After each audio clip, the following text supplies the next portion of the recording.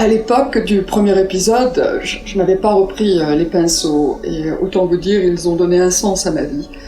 J'ai accepté la proposition de Anne-Marie Avoac, qui est la réalisatrice des épisodes America.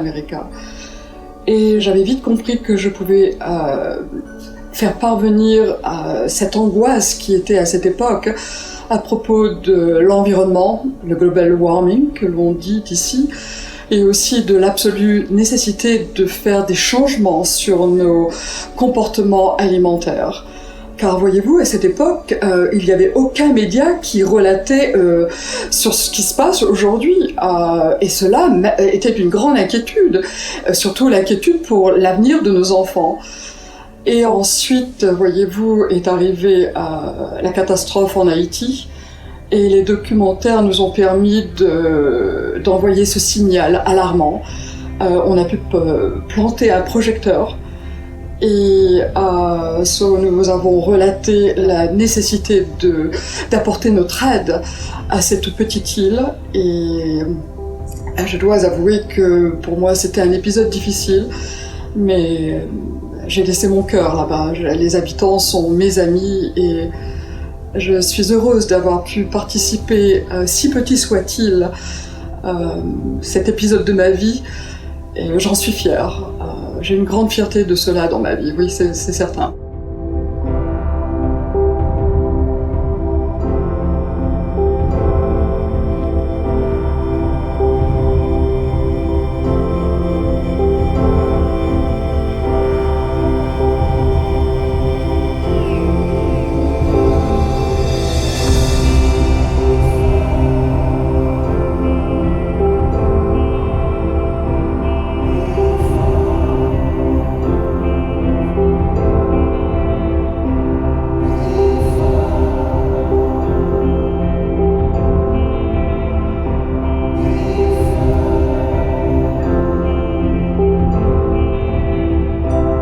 Sans ces films, je serais probablement pas retournée à la peinture, en tout cas pas de cette manière. J'ai fait des rencontres inouïes, du côté personnel, tout comme professionnel. J'ai fait la connaissance de Lénaïque Mercier, mon partenaire de travail, qui d'ailleurs, lui et moi, nous sommes en train de créer un projet immersif et sensoriel, permettant aux spectateurs de s'élever grâce à l'activation de tous leurs sens.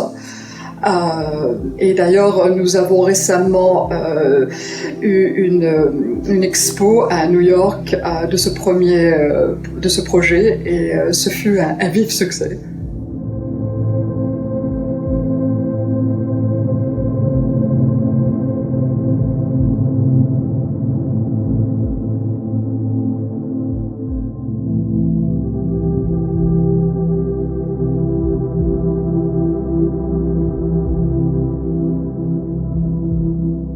Les milliers de lettres et de emails que j'ai reçus lors de la diffusion de ces films m'ont démontré que l'espoir était encore parmi nous. 99,99% de ces lettres contenaient l'amour, des compliments, des questionnements. Souvent nous parlions de l'environnement, de la santé. Souvent, il y avait des histoires très personnelles, mais j'ai pris le temps de répondre à chacun et à chacune. Ces gens avaient pris la peine de m'écrire, et le plus souvent pour me dire un simple merci. Mais merci de quoi ? Probablement parce que j'avais su donner un peu de poudre magique.